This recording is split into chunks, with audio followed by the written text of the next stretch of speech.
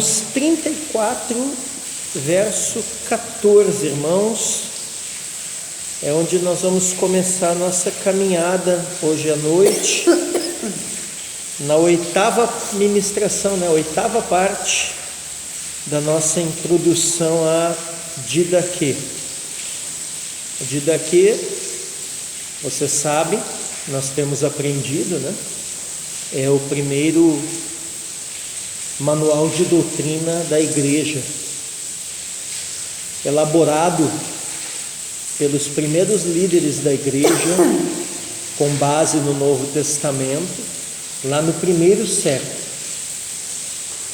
A gente chama isso de catecismo, O que é um catecismo? É algo elaborado tendo em vistas catequizar. A gente não está muito acostumado, irmã Sueli, com a palavra catequizar, Essa palavra ela é mais do vocabulário dos nossos irmãos católicos romanos. Nós no meio protestante, irmão Edson, não usamos muito essa palavra. Mas a palavra catequizar que eles usam equivale ao nosso discipular. Então, catequizar alguém, nada mais, nada menos irmão Hélio, que discipulá-lo, ou ensinar esse alguém, irmã Joseli, os princípios, os fundamentos, os rudimentos, da doutrina cristã.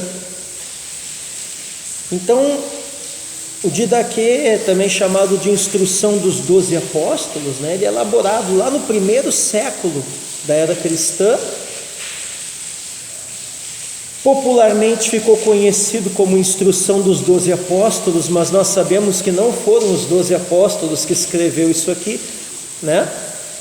Mas ele reflete esse ensino reto, esse ensino ortodoxo, esse ensino fundamentado na palavra, Por isso ele é tão importante assim para nós ainda nos dias de hoje.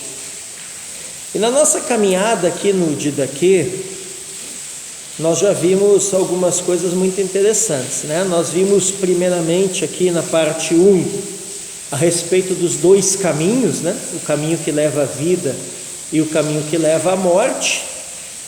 Nós vimos depois a respeito da violência do amor, Essa expressão é muito interessante, que os irmãos usavam no primeiro século, Que vamos amar uns aos outros e ao Senhor violentamente, e não só uns aos outros e ao Senhor, mas até mesmo aos nossos inimigos, como Jesus ensinou. Nós vimos também a respeito do amor de partilha, que o fundamento do partilhar, o fundamento da comunhão dos irmãos da igreja primitiva uns com os outros, da igreja do primeiro século, era o amor a Deus, o amor ao próximo e o amor a si mesmo.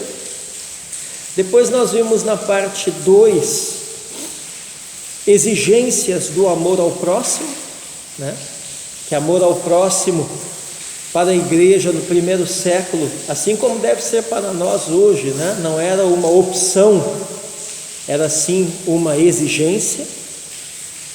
E hoje nós vamos entrar na parte 3, que fala das raízes do bem e do mal. Amém? Então, Salmos 34, apenas o verso 14. Quem é que pode ler para mim bem alto aí?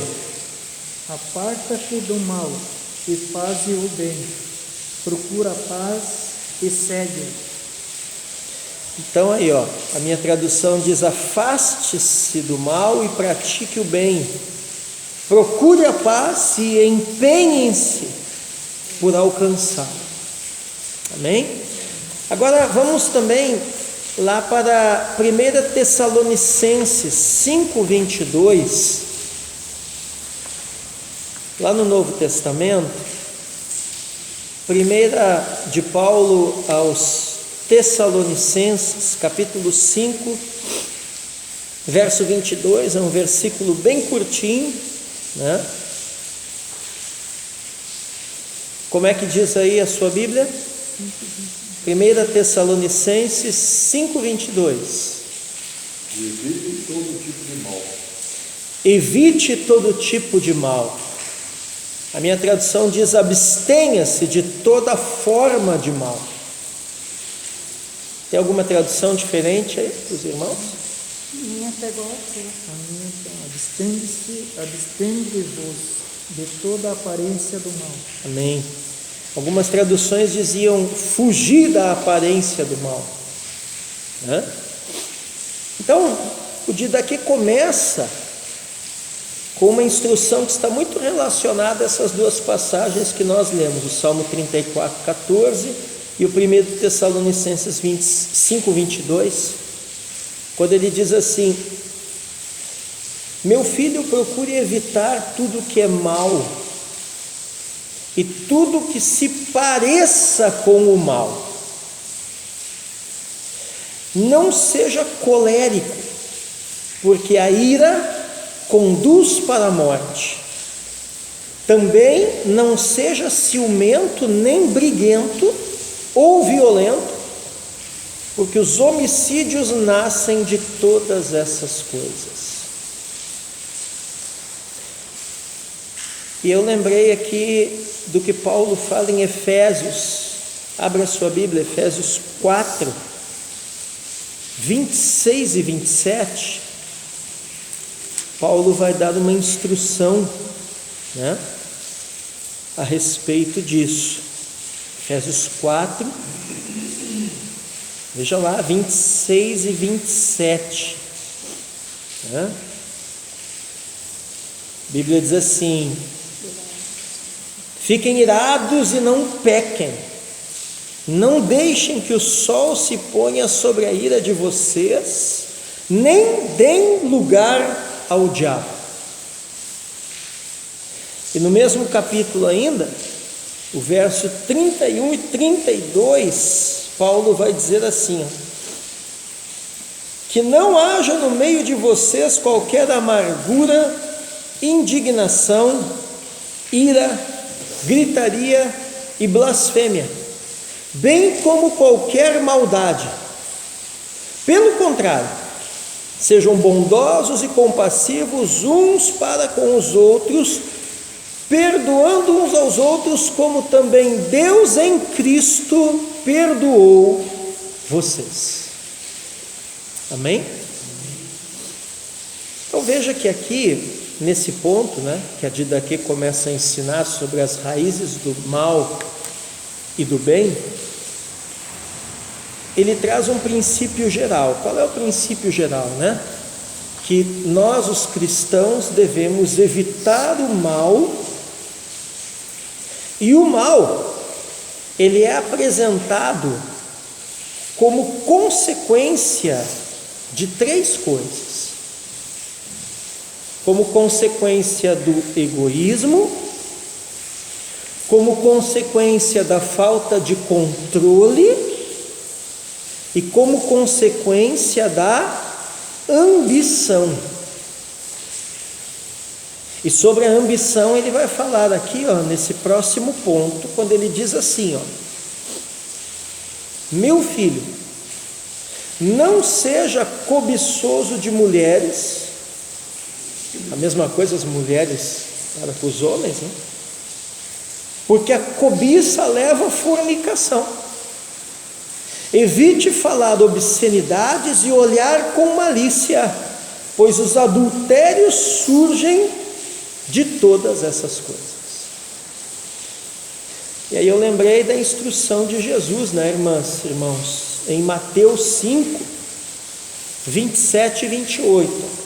Vai lá na sua Bíblia, Mateus, capítulo 5, verso 27 e 28, uma passagem muito conhecida da Escritura. Né? Diz assim: vocês ouviram o que foi dito, não cometa adultério. Eu, porém, lhes digo Todo que olhar para uma mulher com intenção impura, já cometeu adultério com ela no seu coração. Vamos mais adiante aqui, o 29 e o 30. Se o seu olho direito leva você a tropeçar, arranque-o e jogue-o fora, pois é preferível você perder uma parte do seu corpo do que ter o corpo inteiro lançado no inferno. E se a sua mão direita leva você a tropeçar, corte-a e jogue-a fora, pois é preferível você perder uma parte do seu corpo do que o corpo inteiro ir para o inferno. Então, o que Jesus está falando? Que o pecado, ele não está apenas na ação, na atitude, mas ele está na motivação, na intenção. Por isso, nós não devemos apenas vigiar com as nossas atitudes, para que elas não sejam, irmã Sueli, atitudes pecaminosas. Nós precisamos vigiar para que as intenções do nosso coração não sejam intenções pecaminosas. Amém? Você percebe que na nova aliança Jesus eleva, o nível das coisas. Muito pelo contrário de quem pensa, que a antiga aliança que era difícil, não. Difícil é a nova. Porque na antiga aliança você tinha que executar o ato. Na nova aliança, na lei de Cristo, basta você deixar gerar no seu coração a motivação errada. Amém? Então, a Didaquê começa aqui ao falar das raízes do mal e do bem, mostrando que o mal é consequência de 3 coisas, como eu já falei. Primeiro, consequência do egoísmo, Segundo, consequência da falta de autocontrole, a ira, E terceiro, consequência da ambição, a cobiça. Então nós podemos criar como uma formulazinha matemática, Egoísmo mais falta de autocontrole mais ambição igual mal. Amém? Egoísmo mais falta de autocontrole mais ambição igual o mal. O mal vem dessas 3 coisas operando no nosso coração. Então, é as 3 áreas, que a Didaquê nos aconselha a sermos vigilantes. Quais áreas? Não sermos, irmão Edson, egoístas, não sermos, irmão Hélio, gente descontrolada, e não sermos, irmã Sueli, gente ambiciosa.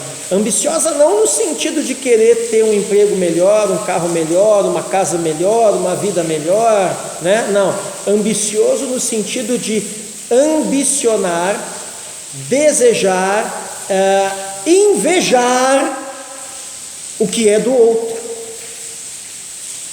Amém? É nesse sentido aqui. Se nós vigiarmos nessas 3 áreas, o mal não será gerado nos nossos corações. Amém? Amém. Quanta coisa má você conhece que nasce dessas 3 coisas? Quantas vezes por egoísmo, alguém pecou contra o próximo, não lhe dando o que era de direito? Quantas vezes por falta de autocontrole, alguém pecou contra o próximo até o matando? Quantas vezes por ambição, por inveja, alguém pecou contra o próximo, tornando-se pedra de tropeço no caminho do seu irmão, da sua irmã, e impedindo que ele cumprisse o seu destino profético. Então veja que já desde o primeiro século, já havia uma preocupação por parte da igreja em ensinar os irmãos a serem vigilantes e guardar o seu coração desse tipo de coisas. E a mesma preocupação existe hoje, deve existir hoje em cada um de nós, de guardarmos o nosso coração dessas coisas. Amém, irmãos? Amém. E aí, seguindo adiante aqui, ele diz assim,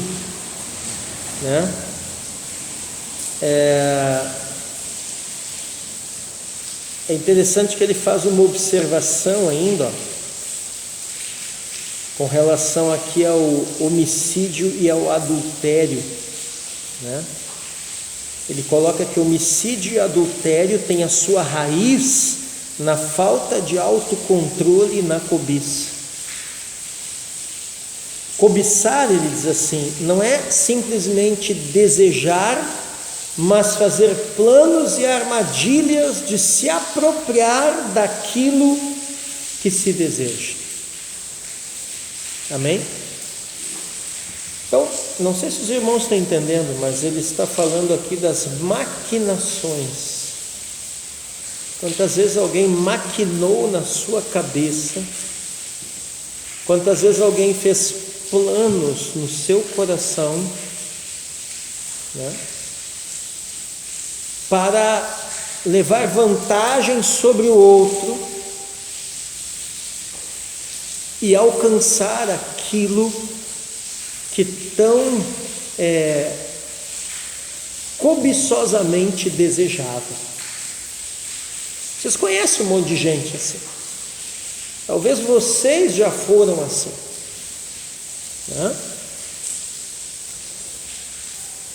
E aí ele vai falar no próximo ponto aqui, ainda sobre as raízes do mal e do bem, sobre a idolatria. Então veja, egoísmo, falta de autocontrole, ambição, raízes do mal. E qual a próxima, irmã Sueli? Idolatria. Aí ele diz, meu filho, não seja dado a adivinhação, pois a adivinhação leva à idolatria. Você vai dizer, mas isso é coisa dos feiticeiros, dos que mexem com bruxaria, com feitiçaria. Não, irmãos.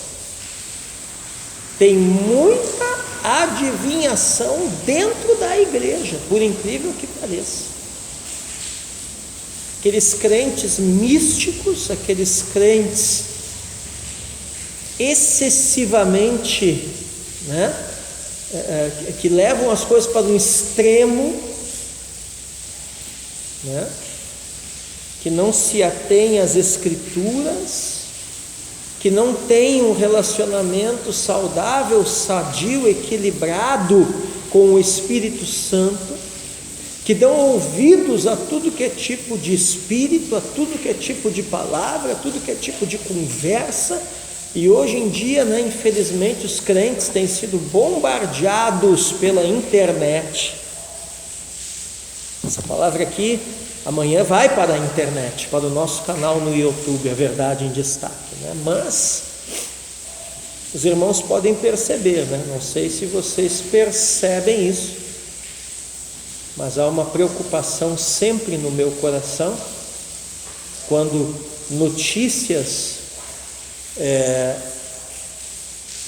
grandes, quando eventos grandes acontecem e chamam a atenção da igreja, como esse que aconteceu aí agora com Israel, ontem, essa guerra que está havendo lá, mas sempre há uma preocupação no meu coração de sugerir aos irmãos,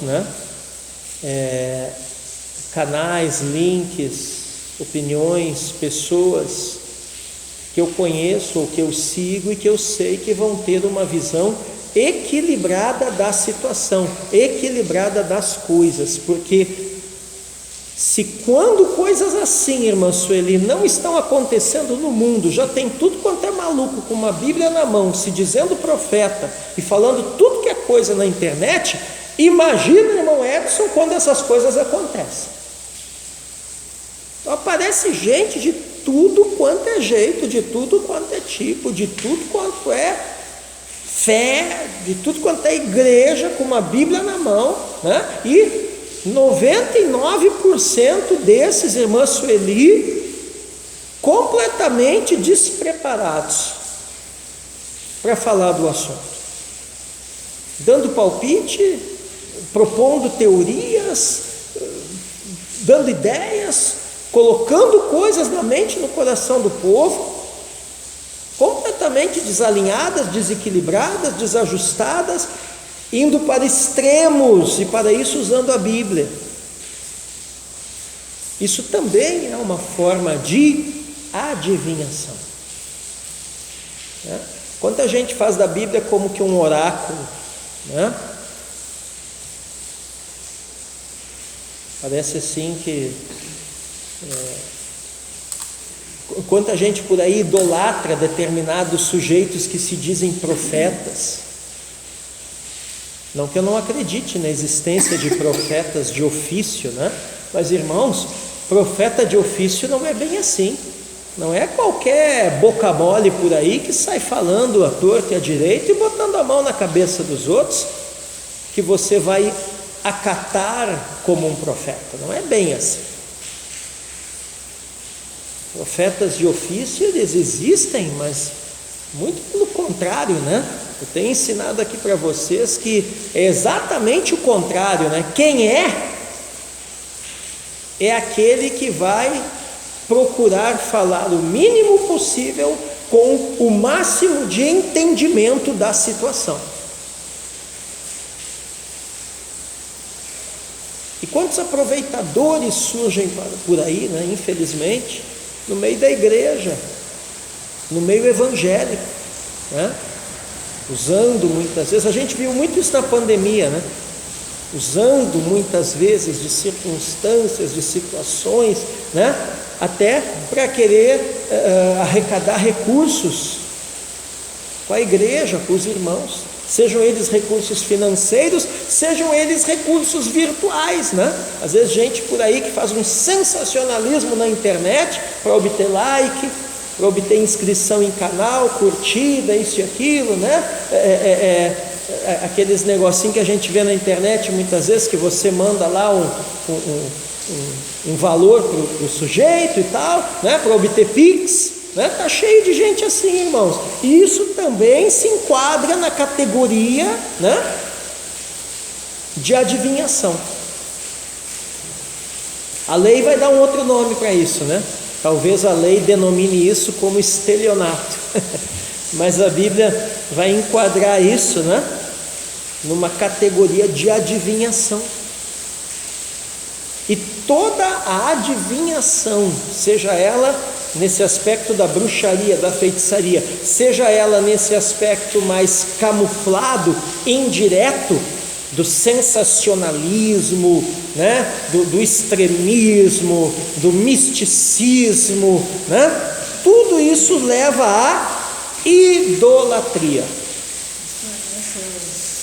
Essas videntes que estão aí na rede social, falando as coisas, e tem uma loira lá que é gaúcha, que fala 2, 3 coisas e cita a palavra. Claro. Pô, o diabo também citou a Bíblia até para Jesus, né? Se o diabo teve a cara de pau, irmã Sueli, de citar a Bíblia para Jesus lá na tentação no deserto, você acha que uma fulana dessa não vai citar a Bíblia? Mas vai citar a Bíblia de montão, né? Tem muitos que seguem, tem muitos que...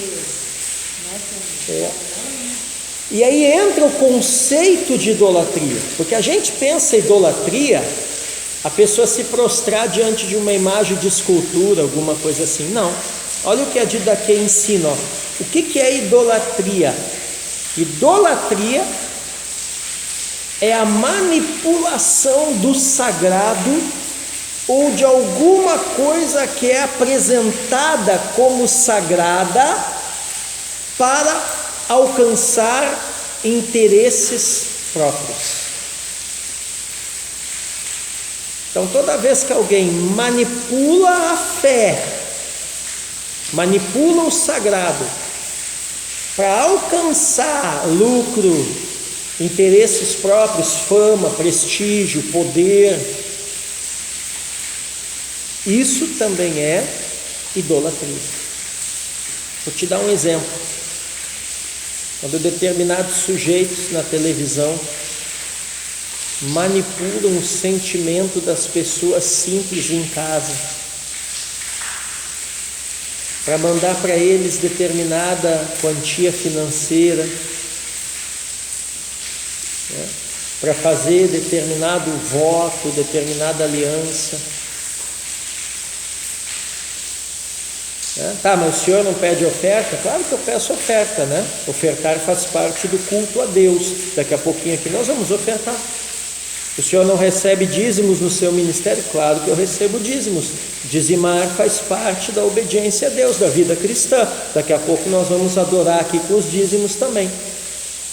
Mas eu não faço uma manipulação na cabeça dos irmãos, eu não faço uma manipulação com o sentimento dos irmãos, né? Aquela coisa assim, vai lá no banco, tira um empréstimo, né? Dê o que você tem e até o que você não tem. Faça o sacrifício e Deus está... Não. Isso é também idolatria. Esse tipo de gente, irmãs e irmãos, não se enganem, também vai ser julgado com Deus. E tem uns assim que são os artistas, né? Que o cara até chora na televisão e tal, ele faz todo um drama ali, né? E muitas vezes aquela senhorinha simples, aposentada, né? Que é fiel numa igreja, né? Às vezes deixa até de comprar um remédio, né? Deixa até de ir numa consulta médica, deixa até de fazer uma compra, deixa até de ofertar na sua igreja local, que é onde nós devemos ofertar, né? Para mandar recurso para um sujeito desse. E aí, irmãos, vale uma observação que a Didaquê não faz, porque naquele tempo não tinha internet, mas eu sei que se tivesse, a Didaquê ia fazer essa observação. Você precisa filtrar as mensagens espirituais que entram dentro da tua casa. Filtra os canais no YouTube, os canais na televisão, os perfis no Facebook, os perfis no Instagram, né? Enfim, seja qual for o canal, o meio, a rede, filtra isso aí. Hoje a internet nos dá, né, irmão Hélio, esse poder, né? Você tem o poder na mão de bloquear ou não. Então, quando você vê que um determinado perfil, canal, enfim, né, página, está com esse tipo de coisa, irmão, né, grupo, né, WhatsApp, né, Telegram, enfim, né, quando você vê que está com esse tipo de coisa, você simplesmente bloqueia. Amém? Amém. E ele diz assim, ó, essa é a magia que as pessoas usam para conseguir poder e dominação sobre os outros, né? A pessoa que tem poder acaba acreditando e fazendo os outros acreditarem que ela é absoluta e divina. Essa é a raiz de todo o processo de dominação e opressão religiosa. Então, a gente ser líder sobre a vida dos irmãos não quer dizer que a gente vai exercer uma opressão religiosa. Amém? Amém. Mas você tem o dever de obediência a uma liderança Tem, desde que essa liderança seja bíblica. E não só seja bíblica no sentido de pregar a Bíblia, mas seja bíblica no sentido de viver a Bíblia. Se uma liderança deixa de ser bíblica, não está mais pregando a Bíblia e não está mais vivendo a Bíblia, você não tem obrigação nenhuma de sujeitar-se a essa liderança. Simples assim. Em outras palavras, quem é bom líder sobre você? Quem é bíblico. Quem pode exercer uma influência positiva na tua vida, na tua casa, nos teus relacionamentos, na tua família, como líder, como conselheiro, como mentor espiritual, né? Quem é bíblico. Amém? Amém. Caminhando aqui, ele vai dizer assim: também não pratique encantamentos, astrologia ou purificações, nem queira ver ou ouvir sobre essas coisas, pois de todas essas coisas provém a idolatria. Olha os crentes seguidores de horóscopo. Né? Tem, vocês estão rindo, mas tem, né? Eu já conheci uns por aí. Às vezes não é seguidor de horóscopo, mas às vezes é seguidor de caixinha de promessa. Caixinha de promessa é pecado, pastor? Não, não é pecado, mas assim, se toda vez que você for fazer alguma coisa na vida, você for tirar um papelzinho daquele lá, cuidado, né? Os crentes que botam a Bíblia aberta assim, né? Já viu aquela? A Bíblia aberta no Salmo 91. Ali em cima do painel do carro, né? Esses dias eu estava passando aqui na rua, tinha a Bíblia aberta no painel do caminhão, a Bíblia estava torrada assim, de tanto sol, né? Entendeu? Meu irmão, você pode botar a Bíblia aberta em qualquer lugar do mundo, se você não seguir a Bíblia, aquilo ali não vai adiantar nada, vai ser a mesma coisa que o pé de galinha que o feiticeiro pendura em algum lugar, vai ser a mesma coisa que o patuá que o bruxo usa, entendeu? Mesma coisa. Então a Bíblia não pode ser usada como esse instrumento, né, de fetiche, né? A palavra que se usa para isso é essa, como um objeto mágico, né? Tipo, eu abri a Bíblia, né? Então as más influências não vão me alcançar. Não, com Bíblia aberta ou com Bíblia fechada, se você não obedece o que está escrito nela, o mal vai te alcançar do mesmo jeito. Entendeu? Então, cuidado com essas coisas, né? Deuteronômio 18, desculpe, irmãos, abre lá, Deuteronômio capítulo 18, verso 9 ao 14. Deuteronômio 18, 9 ao 14, a lei de Deus fala contra os adivinhos e os feiticeiros. Você vai dizer, mas isso não faz parte do Novo Testamento. Você lembra daquele sujeito lá no livro de Atos, que seguia os apóstolos e chegou a oferecer até uma quantia em dinheiro para eles imporem as mãos e ele receber o poder que operava na vida deles? Né? E o apóstolo Pedro, se não me falha a memória, né, diz, tipo assim, para o inferno você com o teu dinheiro, né? Então ele diz assim: você julga que com dinheiro pode comprar o dom de Deus, né? Então isso acontecia também no tempo do Novo Testamento, né? Olha, ó, Deuteronômio 18, do 9 ao 14, ó. Quando vocês entrarem na terra que o Senhor seu Deus lhes der, não aprendam os costumes abomináveis daqueles povos. Que não exista entre vocês ninguém que queime o seu filho ou a sua filha em sacrifício, nem que seja adivinho, prognosticador, agoureiro, feiticeiro, encantador, necromante. Necromante é o cara que diz que fala com os mortos, né? praticante de magia ou alguém que consulte os mortos.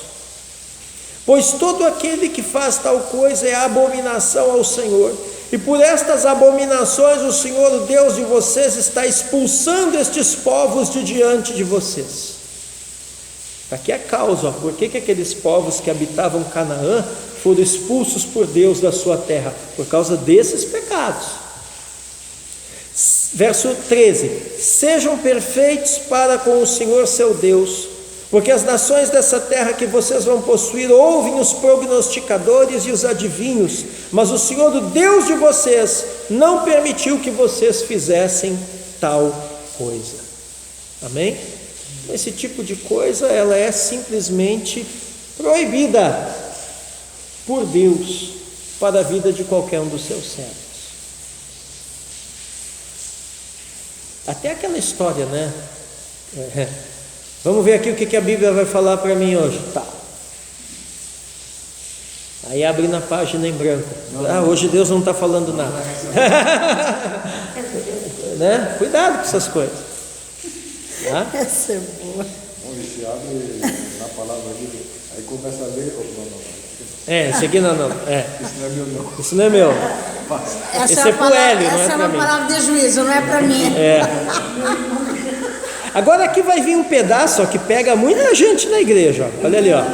Meu filho, não seja mentiroso. Oh, meu Deus. Porque a mentira leva ao roubo. Como assim a mentira leva ao roubo? O que tem a ver mentir com roubar? Quando eu minto, eu estou roubando ao meu próximo o direito dele saber a verdade.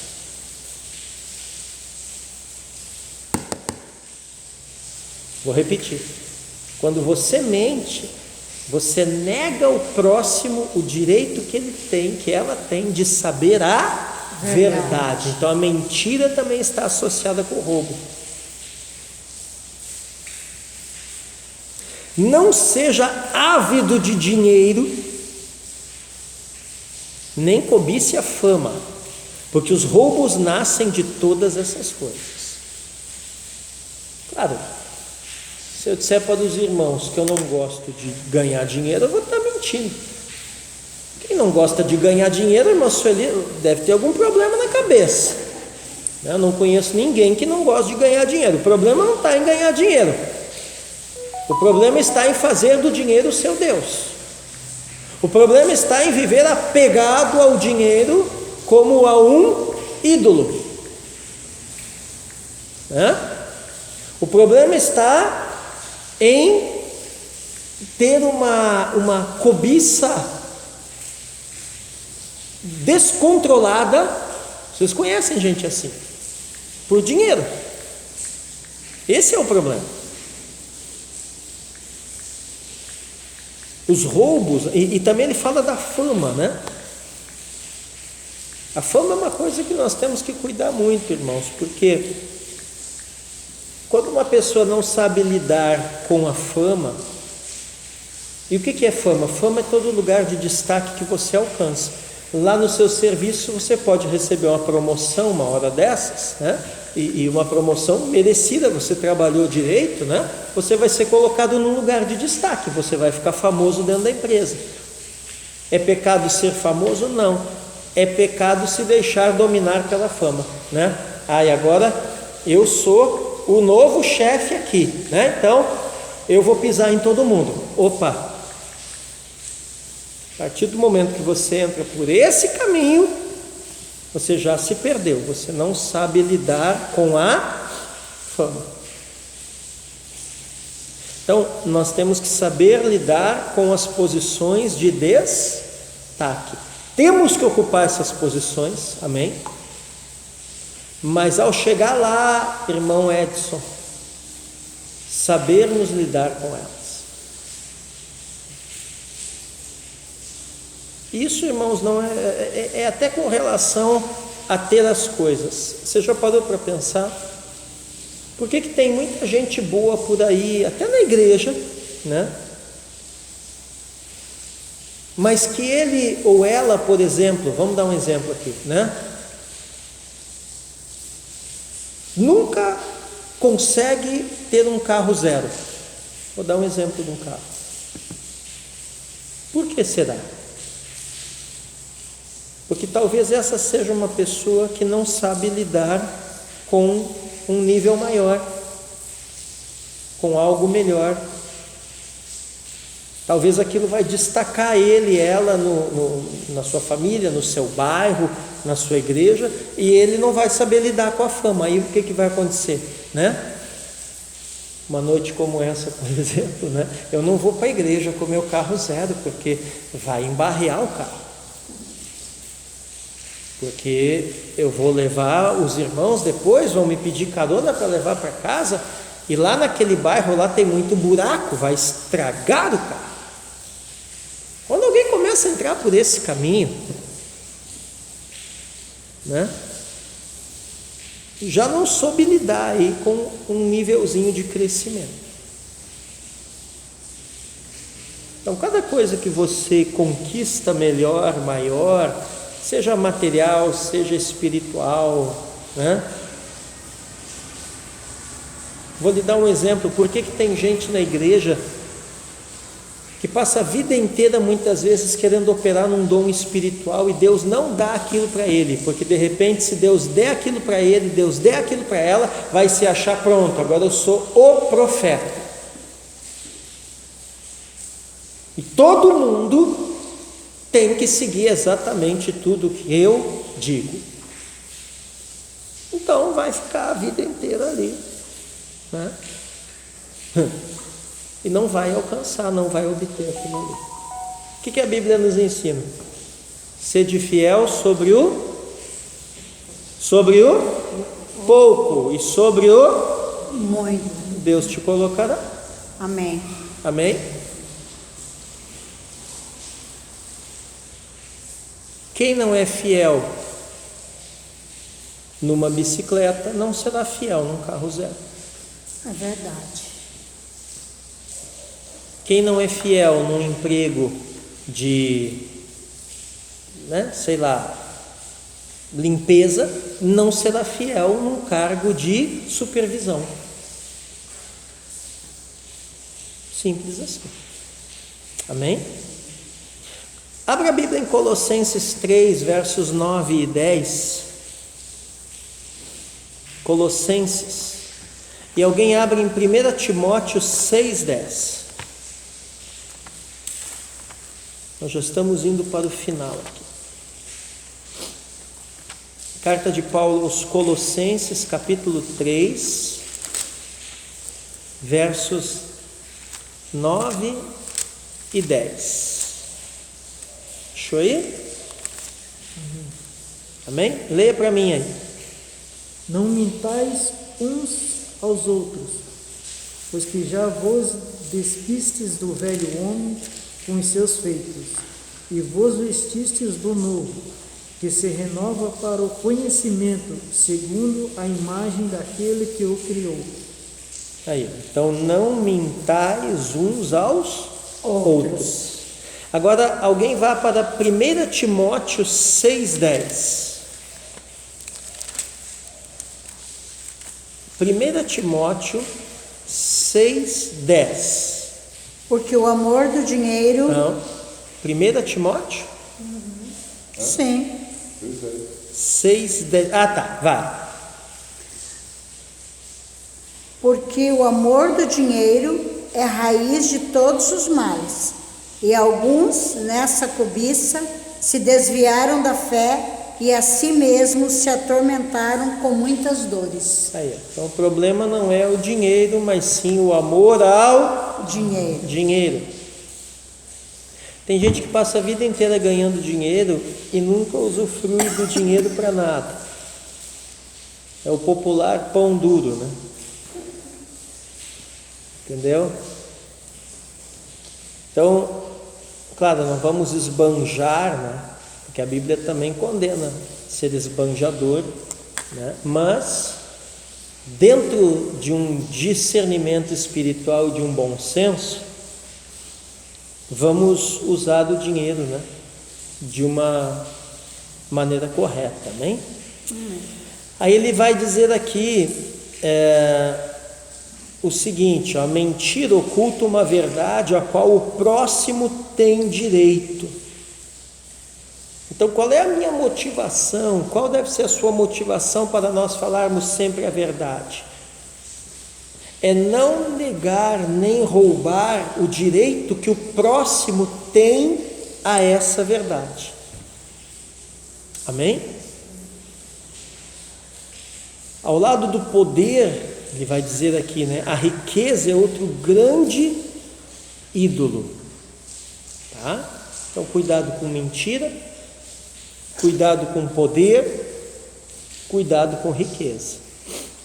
Meu filho, não seja murmurador, tá? Todas essas coisas aqui, gente, são as raízes do mal.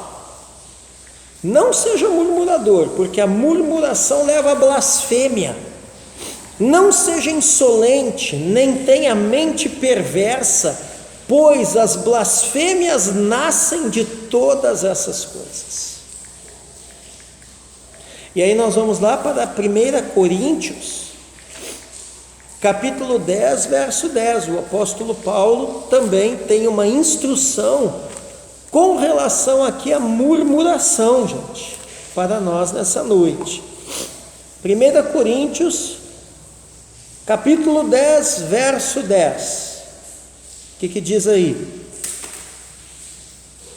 E não murmureis, como também alguns deles murmuraram, e pereceram pelo destruidor.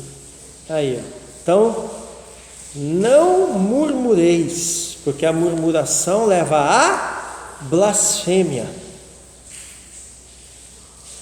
O que é blasfêmia?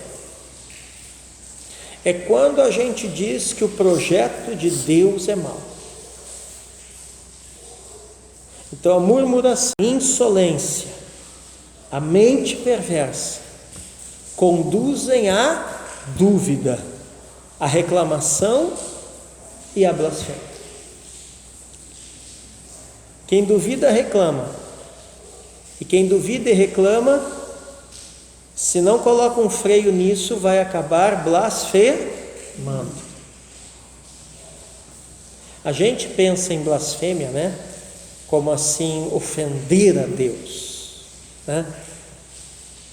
Mas blasfêmia é toda vez que a gente fala ou se comporta de maneira a desacreditarmos o projeto de Deus na vida do seu povo e na nossa própria vida. Amém? Aí vê quantas vezes nós já blasfemamos, né? Então, Deus, ainda bem que Deus é misericordioso, nos perdoa desse pecado, né?